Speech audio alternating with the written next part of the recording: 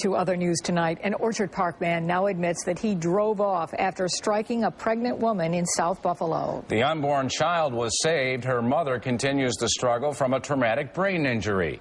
News 4's Lori Schultz has more tonight. Lori? Let this be a lesson to all motorists. If you leave the scene of an accident injury without showing your license, registration, insurance card, you do run the risk of being charged. In this case, there was no other traffic violation cited, meaning had the Marine veteran stayed, he might not have faced any charges at all. To some, Marine veteran Andrew Seawy is a symbol of what's right with the nation. To others, the emotional wounds he allegedly suffered in Iraq make him a symbol of something else.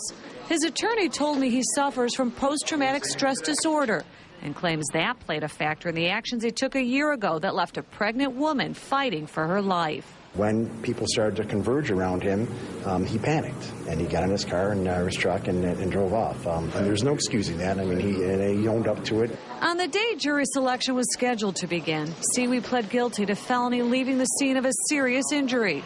He was the driver of the pickup that struck Lynette Venezia last May near Mercy Hospital while she was crossing the street. She was 5 months pregnant. At the time, witnesses told police the driver got out of his vehicle, then got back in and drove off. Seawy later turned himself in. If he would have stayed at the scene, there would have been no charge. But he left. He did, but it's not, again, when you put into perspective that he suffers, and it's verifiable, from post-traumatic stress disorder, and there's a crowd of people are starting to converge around him after this accident, he panicked. Baby Destiny was born at 33 weeks and is now a healthy 6-month-old. Sadly, her mom remains hospitalized.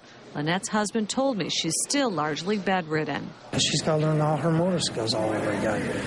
And like what? Stating the obvious. Let's say walking, going to the bathroom, eating, swallowing.